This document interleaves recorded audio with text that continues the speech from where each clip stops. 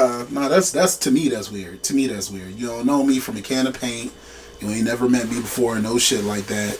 You just know me from a paper, literally a paper in a description. Nah, like I talked to even the dude at the joint. This is probably like the best prospect is like the Crab Boss joint on 8th Street and shit. When I just talked to him when I was outside, and like even he was like yo, so he was like, do you he said, so what prior experience do you think like makes you a good fit? I was like, bitch. Nigga, I was like, hold on, wait a minute. I'm like, nigga, what? I said, nigga, like I was like, hold up. I was like, if you got my shit from Indeed, then that means you saw my resume, nigga. Like you know why the fuck I'm a good fit, nigga. Like you see my body of work. I'm about to say I've been doing this for like the better half of a decade. What are you talking about? You know my body of work. Stop playing with me. I'm about to say, my nigga, I became a culinary manager at like 23 years old. What are you talking about? Stop playing with me. Like I've been doing this for a really long time now. Yeah, nah, stop playing with me. Right, and he was like, alright. And he At least he's real. He could have not been real, and that could have been real spicy and awkward. So that's definitely a positive. Okay, welcome back to another episode of Mental Health Monday. My boy Johnny, what's up, boy? What's going on? How y'all doing? How y'all doing out there? Another day in the office, man. So tell the folks about who you are and what it is that you do. What's going on, man? My name is Tylisha Haskins. That's what most of y'all probably know me as, you know what I'm saying? Or if you're a little bit of a closer acquaintance, you probably call me Johnny. But I'm a musician. You know, some people may, call me a rapper. I definitely make rap music, you know what I'm saying? But I am a musician and a creator first as well. Okay. Is there a difference between a musician and a rapper? A musician and a rapper, I would definitely say that it's a way that it's about craft. It's about songcraft, more or less. I think when it's taken to a little bit of a different plateau, it probably extends a little bit further past than the verb of rap or rapping. Okay. So tell me a bit about your experience. As far as the artistry. Well, initially my mom was actually in the game in the beginning. Tell me a bit about that. She worked with the Fugees. Really? Yes. Okay. That's a hell of a oop. Yeah, man. It's a thing. It's definitely a thing. So were you around for that experience? Yes, a little bit, but I was like, just mad young. So like, certain things are kind of just like glimpses of whatever for the most part. Yeah. But there's definitely pictures. You know what I'm saying? Of me with certain individuals. Okay. Should have told you bring the damn pictures. Hey, man, those nah, pictures. man. I don't like doing stuff like that, man. It always makes me feel weird. Like you try and like, you know what I'm saying? I don't know. I mean, it's a part of your history. Putting on airs and shit. Did you, would you say you took anything away from that experience with your mom doing work with the Fugees? Yeah, definitely. Just like silent sponge shit. You know what I'm saying? Like you kind of just like soak up things for the most part. Just being a child, you're around. It's playing. The music is there. The pedigree is immediately passed down. Like my mom is a house head. Okay. That's something so that. In terms of house music. Yes. Okay. And that's something that I also inherited. Just little things like that. What's your favorite house group? That's really, really hard to say, man. I'm definitely a purist. I gotta go with the Mr. Fingers. You know what I'm saying? The Larry Heard. Very, very special. One of the first people that like my mom got me into. Yeah. Definitely Underground Resistance. You are. Definitely like Max Graeff. A little bit of Glenn Astro. A little couple people. Peggy Goo. Peggy Goo's one of my favorite, man. Korean producer, man. She's crazy, man. The reach. I see the reach on this. She's really, really good, man. Okay, so the household you grew up in, were there like records everywhere? Like, give me a description of like what life for you growing up was like. No vinyls, really. Just mad CD cases. You know what I'm saying? Just mad familiar cases. Like definitely Midnight Marauders was around. The Zayn album cover, or Zane, like I think that's how it might be pronounced and everything like that. With like the two girls like on the front and like they like back to back, like with like that joint. I remember seeing that cover around. Just a lot of different album covers around. My first couple of artists that I actually grew up listening to was Jamiroquai, Seal, Lenny Kravitz, and then Big. Okay. Do you have a favorite Big track? Yeah, man, of course. I'd have to think. I know I have one. If it's a deep cut, that's okay too. I know I have one, but I don't think I've ever really considered it like too heavy. Say it. I think, damn, that's really crazy. That's really crazy. Nah, I'm actually thinking about one of my mans right now. Like, he go bug when he see it, cause like now I'm like on the spot, like having to answer this question and shit. Like, I don't even think we've like really like spoken on it in that much of like depth to like really get down to the nitty gritty of it. I don't know. I got a really special thing from Machine Gun Funk. Machine Gun Funk, like, it's something really special about Big on that record, man. Like, and I really dig that track. Like, that track is smooth as shit. Was it the instrumentals or the words that really carried the track for you? Man, it's the track get me first. The track catch you first. You know what I'm saying? Because the way that it come in, you know what I'm saying, when in the intro and shit, like the intro is immediately gravitating. Yeah. You know what I'm saying? Yeah. Because you hear the guitar in the beginning. Like, it's crazy in the sample. Okay, when it comes to music, what's more important, how you start the track or how you end the track? I would definitely say how you start it. And I definitely think that, like, starting it should immediately come first with music before lyrics. I think it's a lot easier to captivate somebody with sound. You know, something melodic. Something that's going to really just, like, you know what I'm saying, make sure that you don't go anywhere for a moment. So you want something to have you enamored? Yeah, man. Music definitely comes before lyrics because nobody wants to hear you say a bunch of cool shit over a whack-ass beat. You know? Would you say that carried over into now when it comes to music and how it's developed? I think that's like a bigger thing now than it was ever before. Like, you definitely can't get away with like anything like mediocre. You know what I'm saying? Like, as far as like a track is concerned. That shit better be tight in some sort of way. Yeah. You know? Yeah. It's got to be immediately captivating. Like, you got like a good 15 seconds. Yeah. Max. And to be honest, man, I might be being generous. I might be being generous. Some niggas might give you 7. Yeah. You get a hard 7. Yeah. You know what I mean? Like, look, either you got me now or I'm out. All right, so before we turn the cameras on, you told me a bit about moving from place to place to place and how these places influenced you and how you grew up. You want to tell me a bit about that? Yeah, I definitely got a lot of opportunity to move about the South in a very particular way. You know what I'm saying? It peppered my personality. Okay, so to speak. Yeah, growing up in Georgia, and then also growing up in New Orleans. New Orleans after Katrina, rather. Yeah. You know what I'm saying? To like specify a little bit more. It's a different place, you know what I'm saying? If you know, you know. Yeah, it kind of just put a different spin on what I was getting from my mom, because like my mom is, you know what I'm saying, like Brooklyn, like to the heart. You know what I'm saying? Like, she don't know nothing else. Yeah. Like, that's it. Yeah. Like, she takes Brooklyn everywhere she goes. Everywhere. Yeah. You know what I'm saying? And it's in how she raised me, you know what I'm saying? Like, even my own friends, you know what I'm saying, who like meet her, like, they already know how she is. You know what I'm saying? Just how she goes about certain things. Yeah. But yeah, man. I don't know, it put a spin. It put a little bit of a spin on my reality that, like, you know, she didn't particularly understand, so to speak. So it's like I was able to take just, you know, kind of like, you know, a Miyagi situation, you know. You have to, you know, end up succeeding them eventually.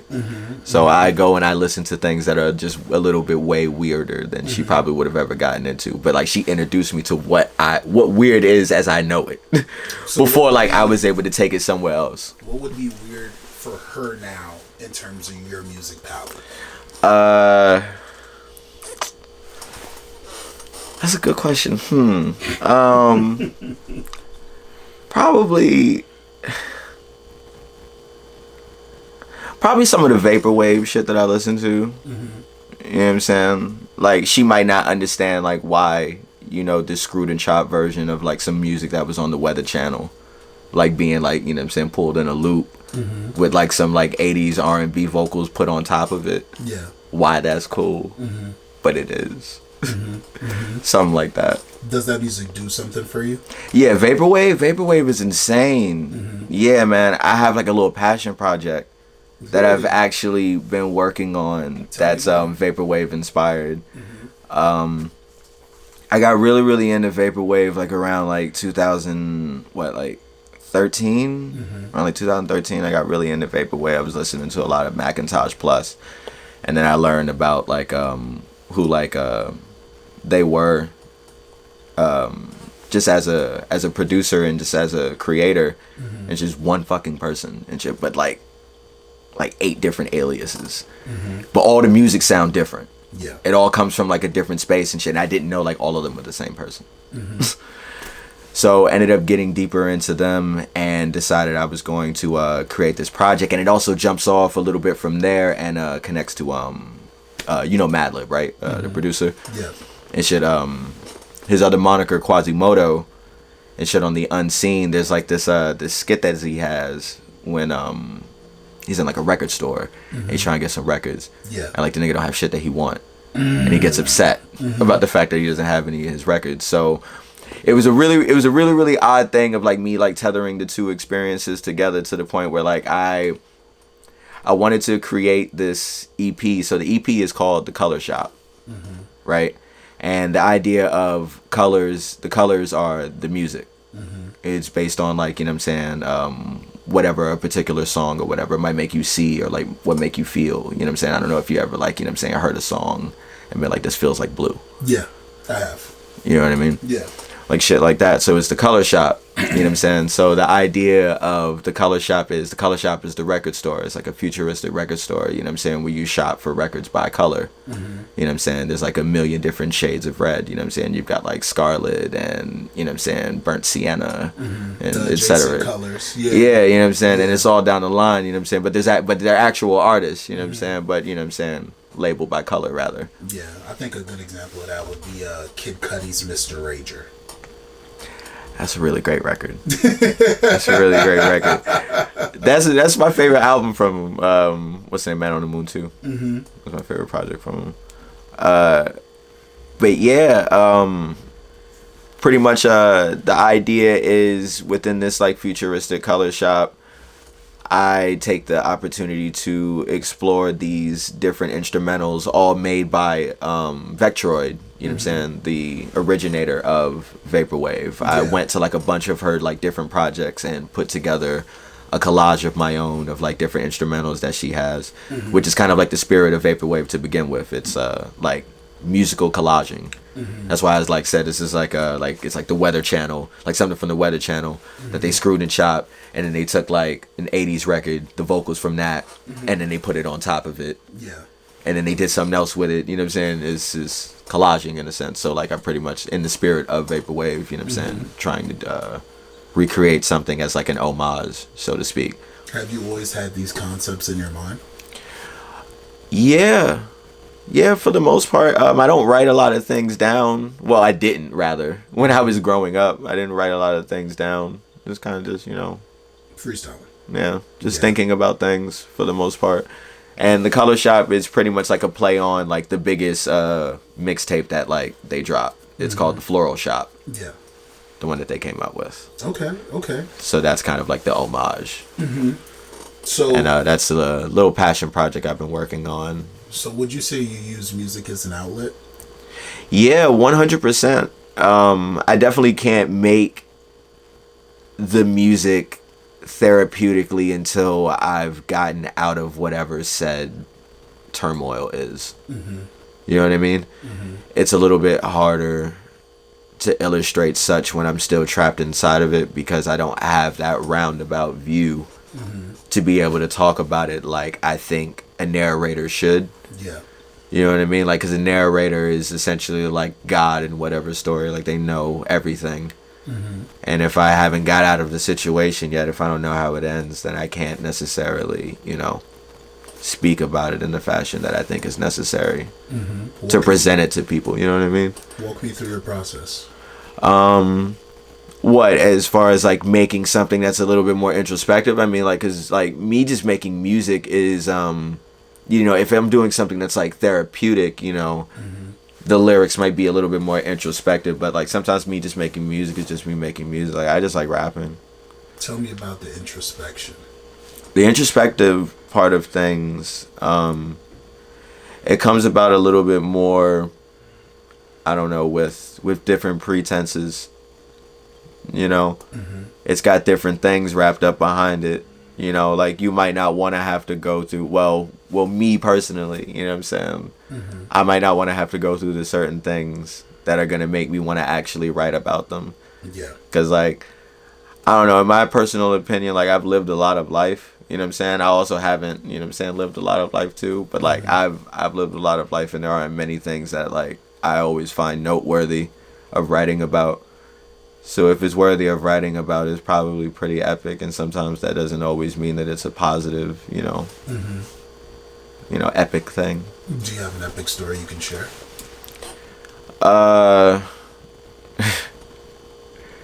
Not immediately right off the top of my head, to be honest, to be frank. Yeah. I don't have one right immediately there. Maybe if it comes up. Maybe if it comes up. I'm interested in telling a story if I can think about something that's good enough. Yeah. So, who are the artists that you relate to the most?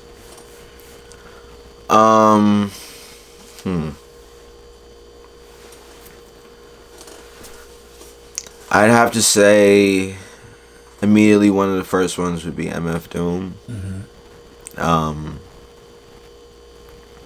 He really just, I don't know, it's something about dude that really just said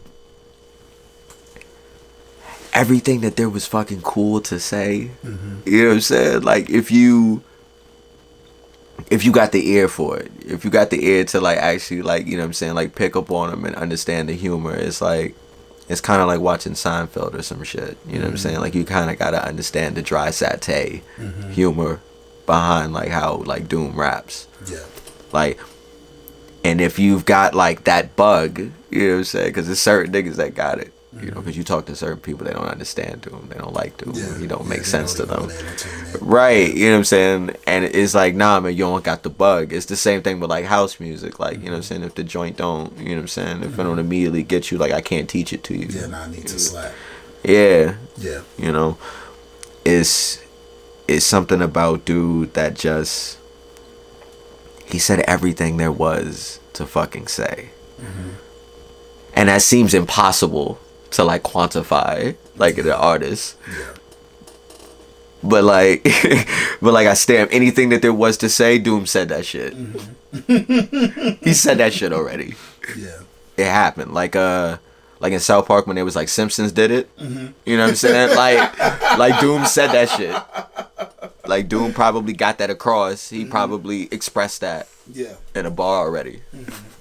How did his passing away affect you? Bro, really, really crazy shit, man. Like I actually cried. Like I actually cried. Like that shit was crazy.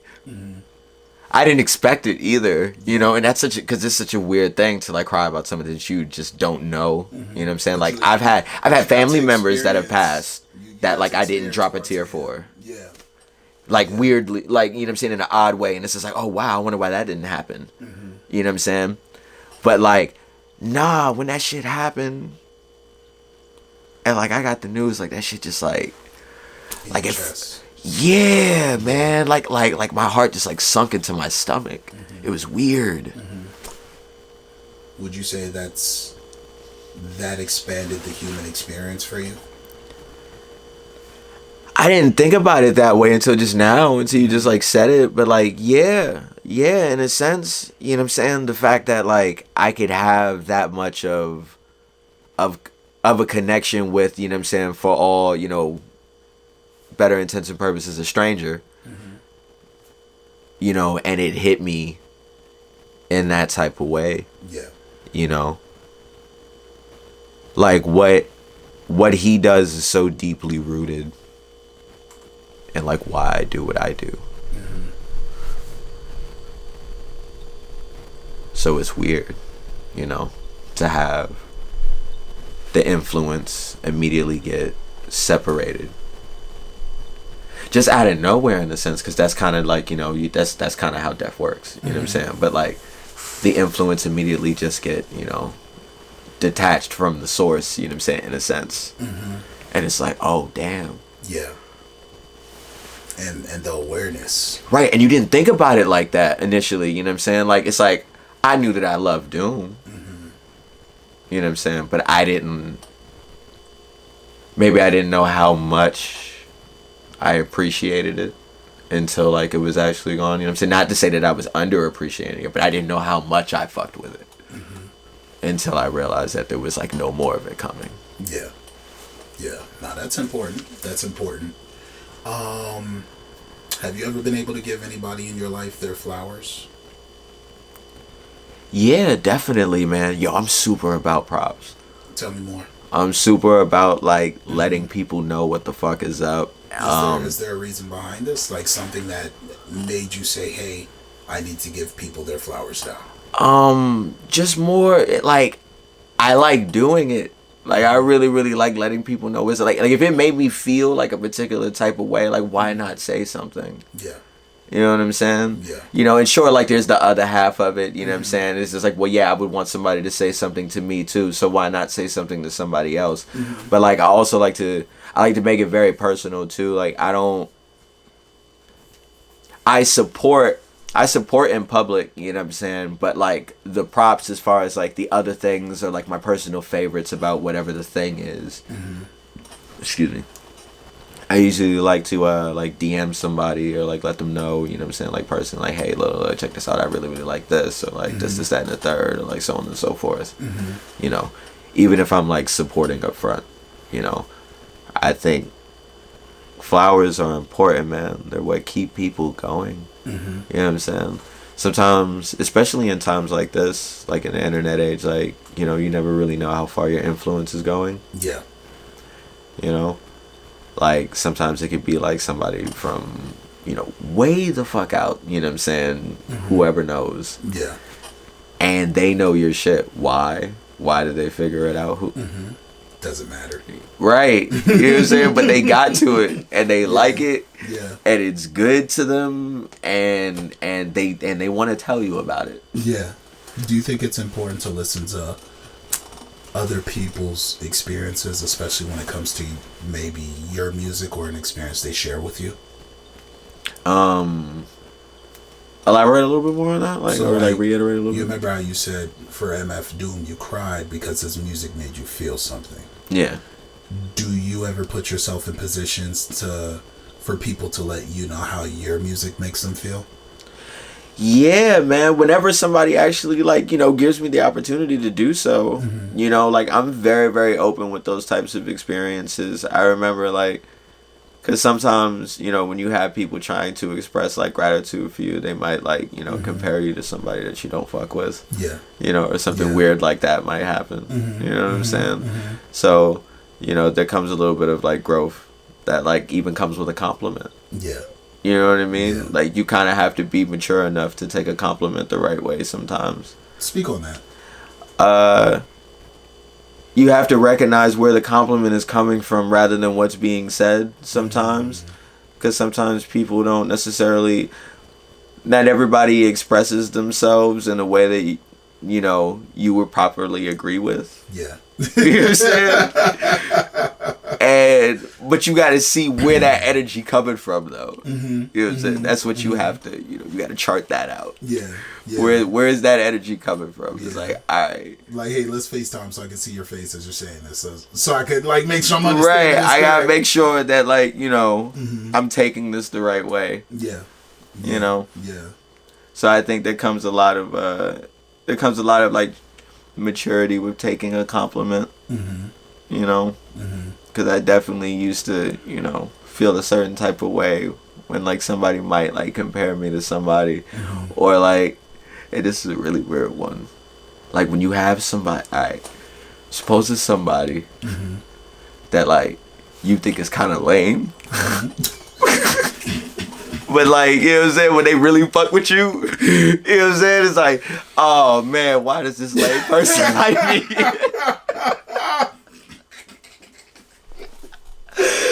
Like, nah, it's that's a weird real moment though. That's a real moment. It's something that happens. Yeah. It's something that happens, man. Like, there's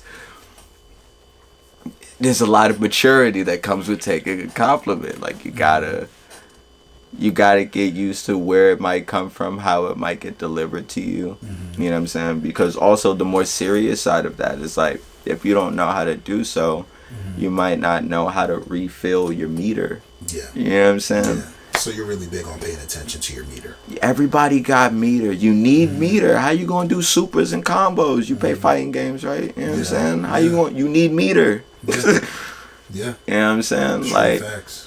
You need something, you know what I'm saying, that puts the battery in your back, whatever that may be, you know what I'm saying? And it's just like, if you take those, you know, those compliments for, you know, for naught, you know, because they're not handed to you in the way that you would like it. You know what I'm saying? Yeah. Then now all of a sudden you're not filling up your meter because now you being, you know, picky and choosy about what you want to, you know what I'm saying, put in the tank. The car run on anything. Yeah.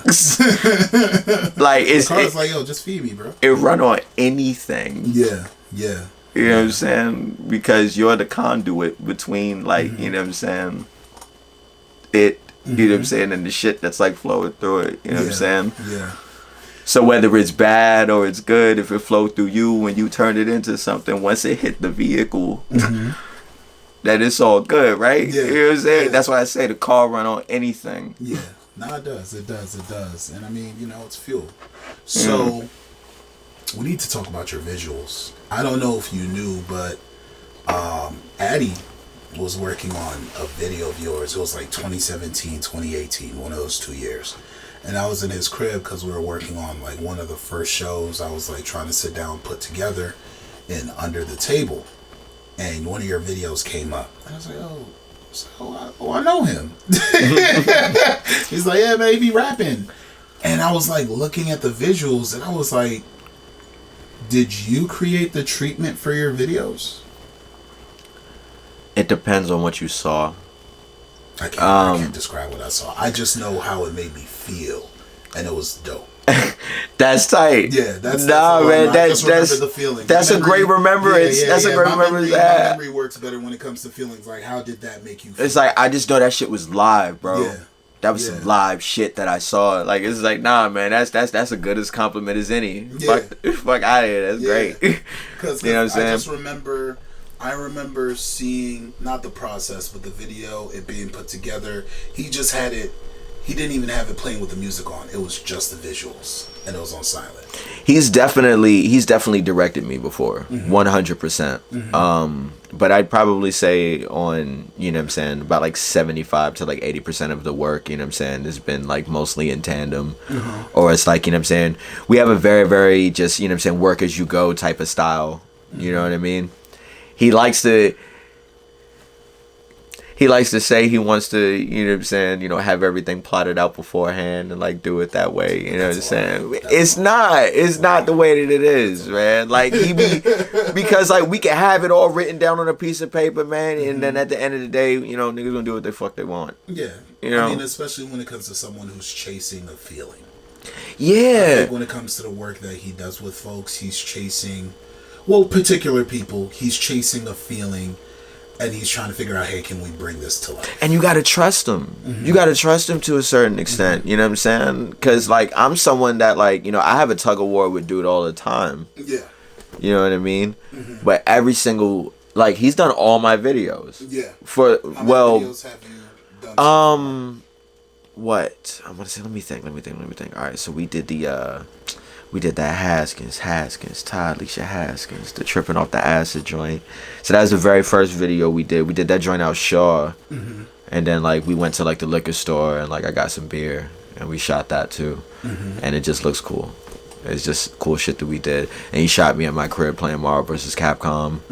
You know what I'm saying? With one of my mans at the time. That one was dope. I remember that video. That joint's dope too. Yeah, see, that's the first joint that we ever did. You know what I'm saying? Like, and that joint was crazy. And like that was just us. That's just us just riding around for the day. You know what I'm saying? Like I told him I wanted to shoot a video. He wanted to shoot a video too. You know what I'm saying? And niggas just kept the shit rolling, basically. And then he did the editing process. You know what I'm saying? Himself. Like I've never had a problem with his editing process. Like, dude, you know what I'm saying? He knows how to put scenes together, you know. He's definitely got his head on right. You know, when he's doing the work and the work is getting, you know what I'm saying, touched and handled, you know what I'm saying? If it's in progress and it's, you know, his hands on it, then it can, you know, there's a lot of shit that can happen. No, I got you.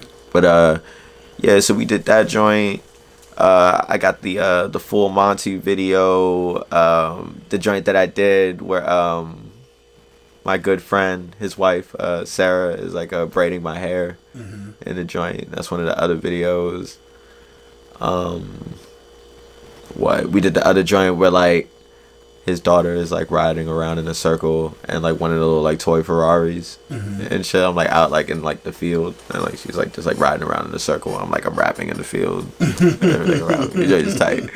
It's tough, man. Y'all should check my visuals out, man. Tell them where they can find your visuals. Shit's pretty fly, man. Like, yo, type in Tylisha Haskins anywhere. Dirty Suburban Kids. You know what I'm saying? You ever heard of Dirty Ghetto Kids? Well, don't look at them. Look at me. You know what I'm saying? Dirty Suburban Kids. We're way cooler. You know what I'm saying? We know what you mean. We know what you've seen, and we understand. That's the motto. Yeah. You know what I'm saying? It's the motto for the team. I got a visual for that whole team, man. You know what I'm saying? Yeah. I don't know why I didn't send that to you. I should have sent that shit to you. I was like, hey, man, whatever you That was a good visual to send. That was a good visual to send. You put it up for the interview, man. Send me this. I got some other joints, you know what I'm saying? Like, you know, once we like, you know, talk about the music, you know what I'm saying? When that comes to that, you know. What you'll do, just email me on your visuals and I have it. No. I emailed the three the videos? No, the 3 covers. Email me the videos. Because what I'll do is I'll just have my editor put them in. Okay. To the interview itself. So like while you're talking, I'll just play over you talking. All Not right, the video itself, just the visuals. No, I get what you're saying. Yeah. So how did moving around affect your development as an adult? In terms of how you see the world, how you saw the world? It let me know that like my little experience don't mean shit. Tell me more. Because, man, there's so many fucking different types of people out there, man. And once you get outside of whatever little box that you were standing in, and then you sit in another box, and you sit in another box, and you drive like a couple, you know what I'm saying, hours or like however many few hours, or you get on a plane again, and then you're in another box.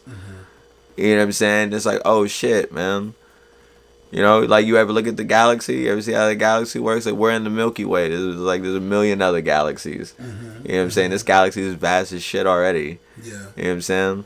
We're just a standalone because we declare we're a standalone. Yeah, man. The vantage point, man. Vantage point is everything. You know, from where the fuck you're sitting. You know what I'm saying? Like that's all that matters at the end of the day. You know, perspective, your vantage point. You know, but. I don't know, moving around a little bit more, I guess it gave me a little bit more of an opportunity to, I don't know, just be a little bit more humble in my experience as an individual. Because even as vast as everything is, that also means that every little speck, you know what I'm saying, as many as them as there may be, you know what I'm saying, it's like with niggas are snowflakes. Nobody's the same. I've never met like, you know what I'm saying, 2 of the same people my entire life. And if this world is already so vast and so on and so forth, then it's just like, so it's like, you see how it's a double-edged sword, you know what I'm saying, depending on how you look at it. Well, not even a double-edged sword, because that means both sides are negative. But, you know, it depends on like, you know what I'm saying, which side you're looking at it at. People are still like very, very unique in their own right, you know. Even though the experiences don't mean shit, because there's like so many of them spread across, you know what I'm saying? It's like, no, but they actually mean so much because there's like little inklings, like, you know what I'm saying? It's like grains of sand, you know? Yeah. If you had to think about one singular grain of sand and the fact that it has thoughts and ideas, like if you put one grain of sand in your finger like this, and you was like, yo, this one grain of sand got thoughts, ideas, feelings, dreams, and aspirations. Yeah. And like, you know what I'm saying, all sorts of shit. And then like, you know what I'm saying, it fell out of your hand into like the big, great, like vast beat of the beach. You know what I'm saying? It's like, nah, man, it's pretty ill. Now it's a beach. Yeah. Yeah, man. Yeah. Okay, so tell me about mental health. Mental health is one of the most important things that you can have, man. You can't accomplish.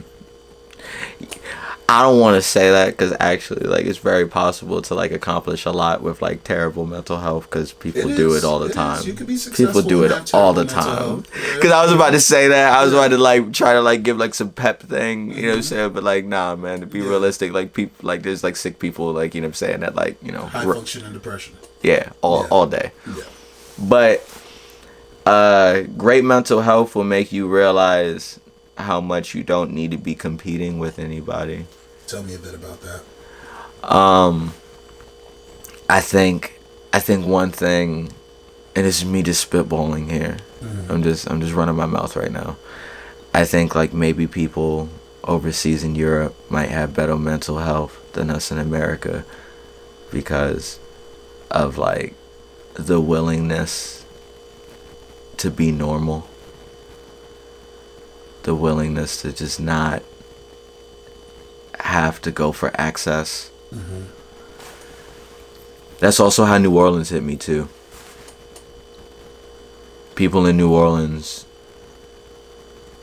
don't need to be anything more than they are. And there's something so powerful in that.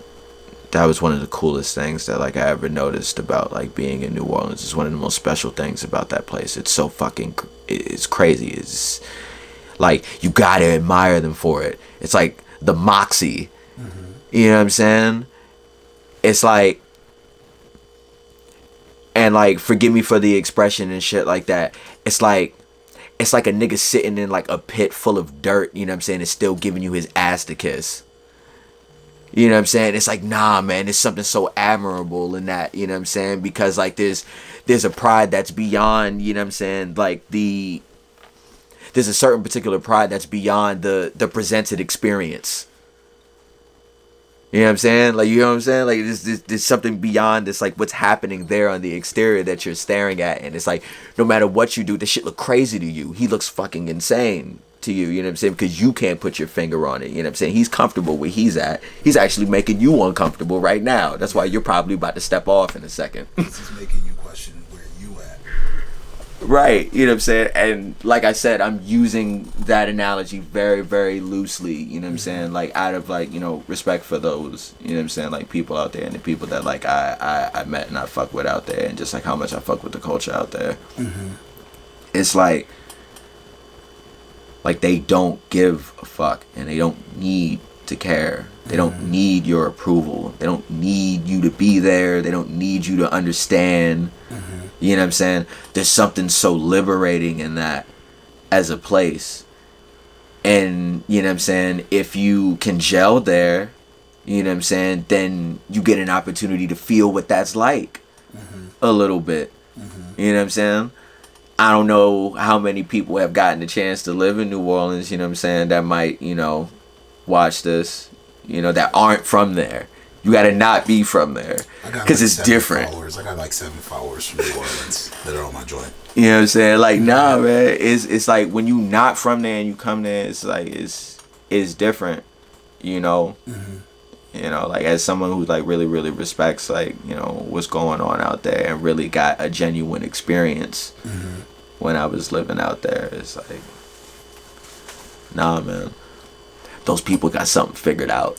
That like that the rest of America don't like how it was like, you know, to draw back, you know what I'm saying, what I was saying about like Europe having like better mental health, because you asked me about mental health and so on and so forth. It's just like I was making the parallel between like them two motherfuckers, you know what I'm saying? This is like, and you know what's so weird, like me as an American, like why is it why am I more okay with the idea of like living in London and working in a coffee shop rather than staying here in America and working in a coffee shop? It's like if I lived in London and I worked in a coffee shop, I would be okay, and I could probably do that for the rest of my life. You know what I'm saying? And be like, oh, that's awesome. You know what I'm saying? But like if I stayed here and I worked in a fucking Starbucks or something like that, like I'd feel like a piece of shit. Like I didn't do anything with my life. Like, why is that a thing? Like, I don't know if anybody else is going to agree with those sentiments, you know what I'm saying, that might see this. But, like, that's the thing. You know, like, if I moved out to Spain and, like, I worked at, like, a small produce market, but I was able to, you know what I'm saying, like, feed myself and sustain, you know what I'm saying, myself and still go out and have, like, camaraderie with everybody. But, you know, I just worked at a produce market. I didn't do nothing too extravagant. But I live in Spain. Yeah. You see what I'm saying? Like, why does that matter? Like, because you get what I'm trying to say. Like, but why is that a thing? What is that? Where does that come from? Yeah, like, what is that thing that makes that okay? Why You is know what I'm that saying? my measuring stick? Right, I think that's something to, like, be explored, like, because I stamped as, like, other Americans that are going to see this and, like, agree with those sentiments, you know what I'm saying, just other people. Yeah. And, you know what I'm saying, it's like, why is that real? Like, why would you feel that that much more comfortable with, like, for what you would refer to here in America, mediocrity?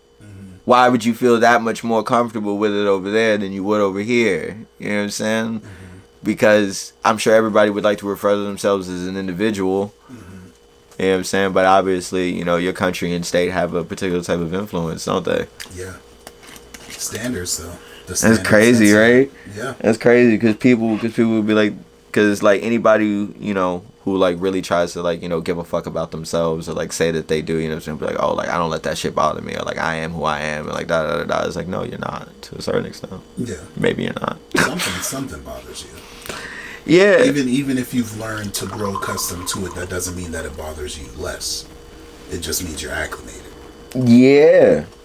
Yeah, man. It's just become something that you're used to. Like, I can't say I ever. I don't know. I think to say that I enjoy going to work is like Stockholm syndrome or some shit. Like, I think that's like some crazy, like, you know what I'm saying, thing that got put in my head. You know what I'm saying? Because like I wouldn't say that I've never enjoyed a day at work, but it's like, wait a minute, but why? You know what I'm saying? Because I'll be honest and say none of the places that I've ever worked at had my best interests at heart. Yeah. You know what I'm saying? And they weren't doing anything that were necessarily based off of my practices. Yeah. So how can I have a good day, you know what I'm saying, like pushing shit for somebody else, you know what I'm saying, like so on and so forth. Like that's what I say. It's just like, to say I had a good day at work feels like Stockholm syndrome. Yeah. Yeah, because it feels like something weird. Did you have a good day? If you woke up to it and you weren't happy about waking up to it, is that a place you're going to find joy? Is it? Yeah. Yeah. So, tell me about the other jobs you've worked, respectively, since we're now on jobs. Because in order to do this craft, you have to put money into it. Yes, I do. Yes, I do. I've had to purchase some things. Definitely had to buy some things. Working at the Nationals ballpark.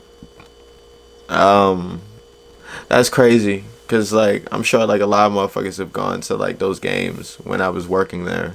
You know what I'm saying? And probably didn't know I was there, like working and like managing and supervising on a particular floor. You know what I'm saying? Making sure. What's that experience like? Man, honestly, man, it's kind of tight in retrospect.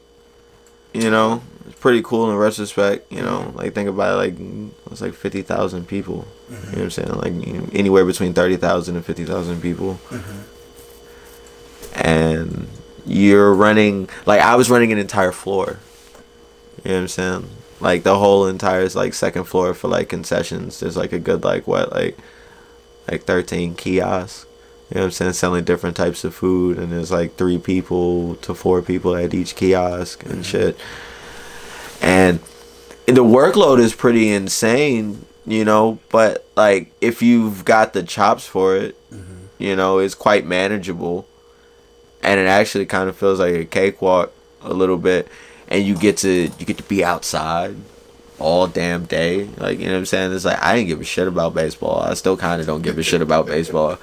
But, bro, I didn't see some shit. You know what I'm saying? I didn't see some wild games. You know what I'm saying? Like, I can say that I was there. Like, I was there when the Nationals won the World Series. Oh, so you was there for the important moment. Yeah, you know what I'm saying? Like, I saw that shit happen. I was working that day. Yeah, you know what I'm saying? What was that day like?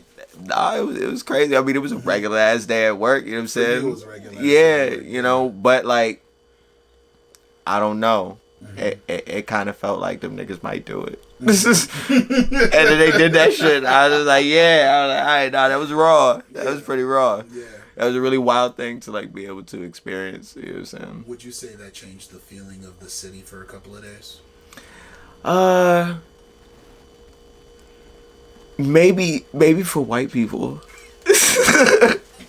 Like, I don't mean to be that way, but nah, you being honest, it's your experience. Maybe for white people, like, I don't think there was any like black people that really cared.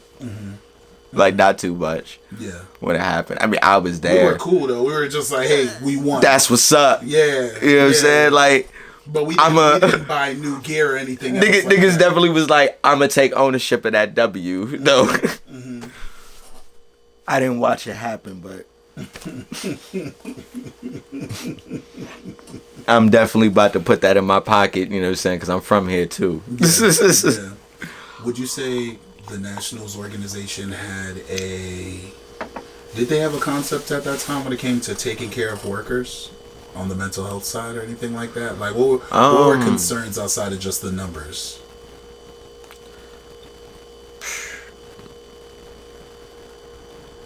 I don't know, man. To be honest, like, I don't want to say too much on, like, I mean, mental health is a new place for a lot of organizations. Yeah, man. I don't really think there was too much of a focus on that per se. Like I'll be honest. Like, what one year of the was this was like a couple years ago. Like, I've been working at the Nationals since like 2015 to present. Yeah. Well, until COVID happened. Yeah. And then COVID changed the whole game. Yeah, I didn't come back after COVID, basically. Yeah. You're like, hey, guys, this has been a good run. Yeah, man, because, like, they did that little mock of a season and shit. Yeah. It happened, you know? Yeah. I wasn't there. Yeah. I wasn't going to do that. Yeah. I did something else.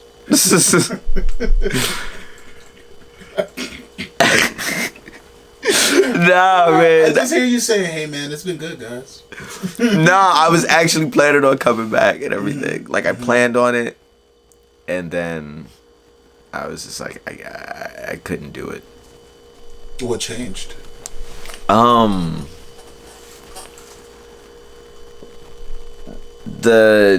workload that they were speaking of. The situations weren't the same anymore. Like, the working conditions weren't the same anymore. They didn't have as many people. So there was about to be a lot of things, like, just thrusted on people. And I wasn't just willing to do a lot of that. When you saw that they were willing to have people overwork and the pay not go up. Yeah, absolutely. That's what happens, you know? And it's to nobody's fault, you know, of, like, you know, the times and what happened. Yeah. Because maybe they would have given more if they had it, maybe. But everybody was fucked up in the game. Yeah. You know what I'm saying? So. And you, in your position, you were more aware of the numbers than other people would have been in similar positions or adjacent, like workers underneath you. I guess I would say I was less reliant on them finding them rather than me knowing for sure, you know what I'm saying, as opposed to like other people's knowledge and stuff. Yeah. I just didn't think it was going to be able to work. And then once I talked to other people, I found out that like it wasn't working. Ooh. What's that experience like? Because I mean, 5 years is a relationship. No matter what anybody says. Nah, man, because like I fucks with them. Like there's a lot of people in that company that I fuck with the long way, man. You know, like so as an organization, because my mom worked there too. Okay. You know what I'm saying? Mm-hmm. So shout out to Madre. Yeah, man. You know, she got me in the door over there. Mm-hmm. You know, like they're really, really good people over there. Mm-hmm. It was just something that, like, you know, I couldn't 100% just, like, you know, stick with around that time. Because it just wasn't going to be substantial enough to, like, give me what I needed for what they were going to be giving me. Would you say it's important to know when to walk away? Yeah, dude. In all facets of life, you have to know when the fuck to fold them cards. You know what I'm saying? Or to cash in them chips. You know what I'm saying? It don't always got to be a negative thing. You know what I'm saying? So it was a good thing. So it was just like, hey, man, this is fantastic. I'm getting the fuck. You know what I'm saying? Like, I had a good time, man. Hey, you know, and you go home. You know, those are some of the best nights. You took it on home. Yeah, like, hey, you know what? I did what I came to do, and that's okay. Right, man. You woke up tomorrow and you know what I'm saying, had a bowl of Frosted Flakes. It was fantastic. This is a good day. That's real. Yeah. So, going back into the market, because we was just talking about new jobs. In this new decade of mental health and advocacy and treatment of workers, what do you look for when it comes to companies? I'm definitely saying that I'm looking for a company to have an idea of what the fuck a quality of life means. You know what I'm saying? Especially somebody coming from the food industry. Like, if you don't have an idea of what it means to have 2 consecutive days off within your work week, if you don't know that's how days off need to be given for everybody, I don't give a fuck what you do, personally. If you don't have 2 consecutive days off, your days off don't exist. They're not real. Because what the fuck business you about to handle on that day when you got to go to work tomorrow? What rest you about to get when you got to go to work? You know what I'm saying? Like, what are you doing? You about to sit on your ass, you know what I'm saying? And be like, I mean, like, I'm kind of, like, not even off. You know what I'm saying? I kind of feel like I called out today. And I got to work tomorrow. And I got another day off somewhere later on this motherfucking week. Like that shit is whack, dog. Like, that's not realistic. If I don't have 2 consecutive days off, it's not real. I need 1 day to sit on my ass, and I need 1 day to handle the business that I need to handle in my own personal life. Whether that means going to the bank, grocery shopping, doing laundry, whatever. You know what I'm saying? I need 1 day of luxury and 1 day of, you know what I'm saying, of rest. That good old Lord's Day. Yeah, man. Sunday. Just got to be the Lord's Day. Right. Like, I don't give a fuck if it's a Tuesday and a Wednesday. Just make sure that they're consecutive. So I can stack that shit up. You know, figure out what I'm about to do. It's like, alright, well, today's my rest day and kind of like my party day, but like if I wake up early enough, I can handle my business before like 3 p.m. and then like party from like 4 to the rest of the joint and then rest all the next day and then go to work the following day and be ready to smile in these motherfuckers' faces. That's perfect. You know what I'm saying? No matter which way you spend that shit, you need them consecutive days off. Do you think that would add to your humanity? That would add to everybody's humanity. Anybody that's experiencing 2 days off a week that aren't consecutive is getting shortchanged. Getting shortchanged on their life experience. Because there's no way. I want to ask them how they do it. I don't know too many people that have it like that. You know what I'm saying?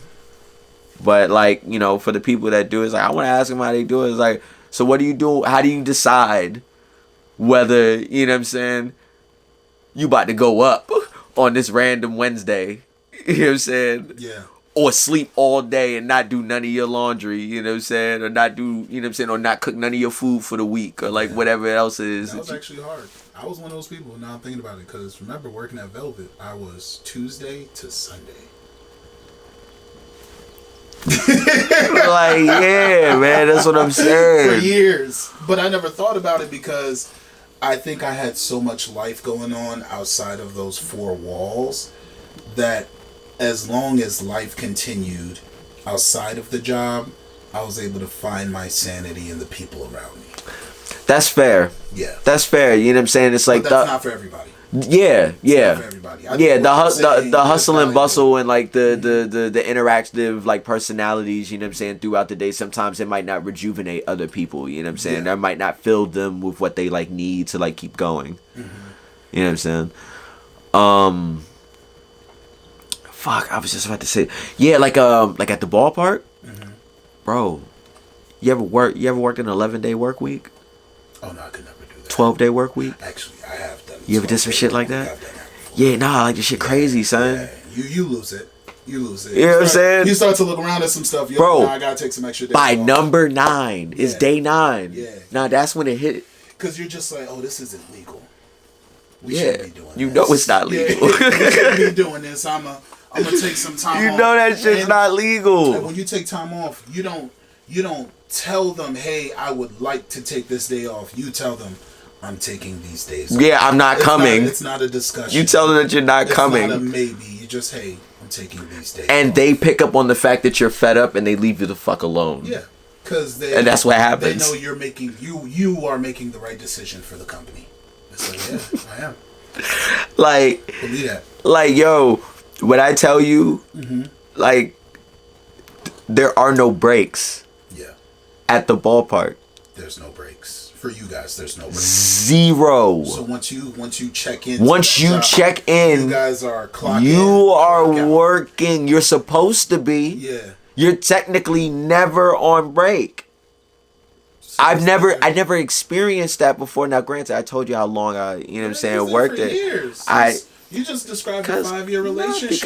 Because I get you was outside. Because it's doable. It's like I said, I made it doable in my own realm. You know what I'm saying? For the most part, you know, I found my way around those channels and so on and so. Like most people do who work there. You know what I'm saying? It's not just me. Everybody get it how they live. Yeah. At the ballpark. Yeah. You know what I'm saying? Whether it from executive to executive too, you know what I'm saying? Like, you know, I'd have caught some big wigs, you know what I'm saying, in a suit sitting in the bathroom on the phone too. Yeah. You know what I'm saying? Yo, you want to hear something funny? What's up? My groceries just got delivered to the front door. Catch them. Yeah, I'm about to go grab those. Grab them. Shout out to Giant. We got like 2 more minutes though. We got 2 more minutes, so this is perfect. I'll go get it after the 2 minutes. So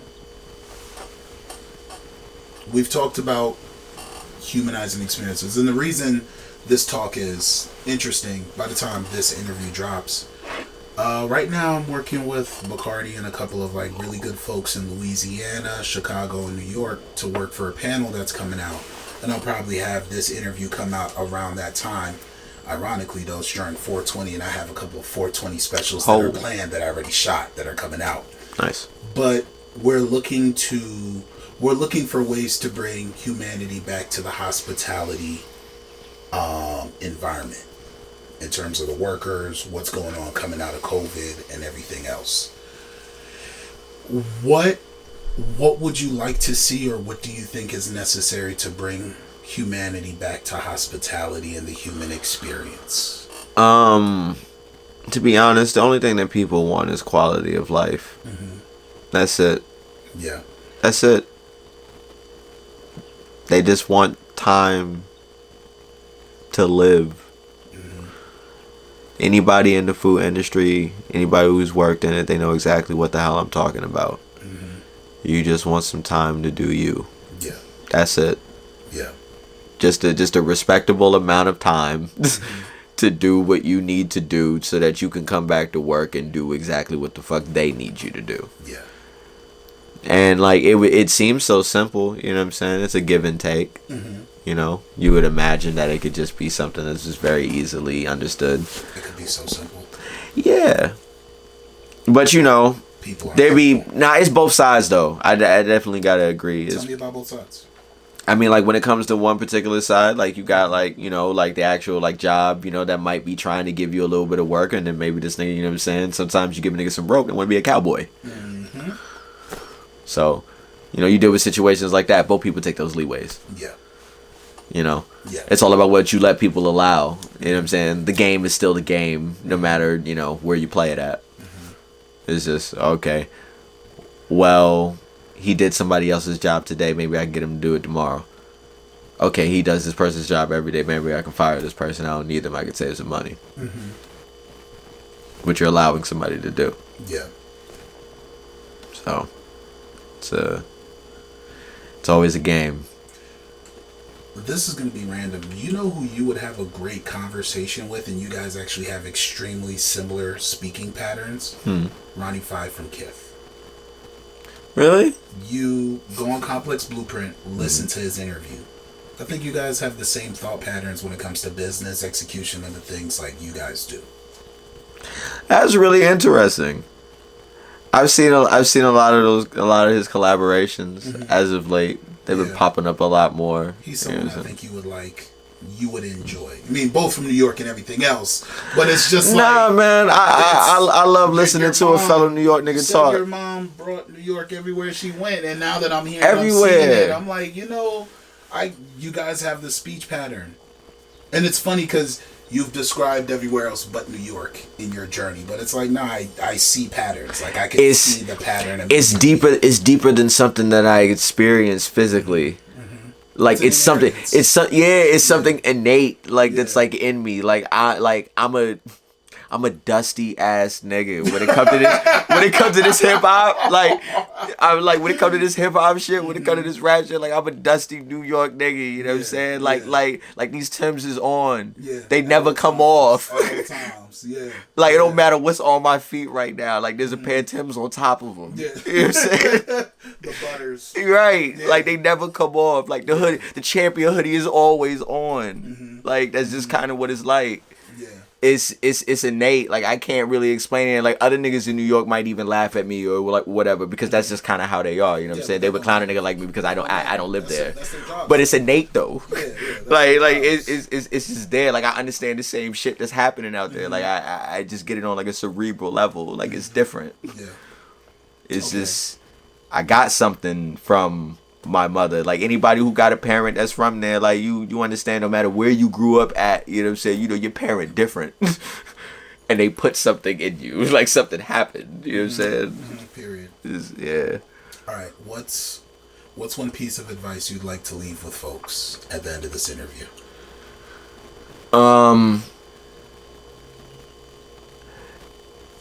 Never doubt your accomplishments and never doubt your place in this world. Don't underestimate it. You don't know how much your experience could be valued by someone next to you or someone a million miles away. It sounds crazy. It sounds insane. Especially when you got 0 views on something. It sounds insane. But stranger things have happened. Yeah. Significantly stranger things have happened. Trust me. I've seen some of them. It's like I know what I know. It's like I wouldn't lie to you. Yeah. I'm having a good time. I wouldn't be lying. Alright, so where can the people find you? You can find me. Remember, my name is Tylisha Haskins. Spell it out for him. I am TYLISHAHA. I wanted to just keep it running really fast. But yeah, man. Tylisha. TYLISHASH. Fuck. Why am I ruining this? Tylisha. You know how to spell Tylisha. And then Haskins. It's HASKINS. It's Haskins. Tylisha Haskins. Dirty Suburban Kids. DSK. That's the team. Plural Moose. There's no such thing. Maybe it's Meese. Right? Meese. You know what I'm saying? But no, that's the name of the label. The name of the label is Plural Moose. Plural Moose Recordings. Yeah. That's the clothing line. That's the apparel. We coming at you. Bow. You know what I'm saying? Plural Moose. Alright. The Meese. Where can the folks find you on Instagram? Tylisha Haskins. Just TYLISHAHASKINS. Okay. You'll find me there. Dirty Suburban Kids. Google Dirty Suburban Kids. You'll find that as well. I'm very, very easy to find. You'd be surprised if you just type it in to your search engines. Yeah. You'd see it. But yeah, man. The music's there. The videos are there. Hit me up. I'm about to say, maybe you've got something interesting for me. Alright, this has been another episode of Mental Health Monday. Peace. That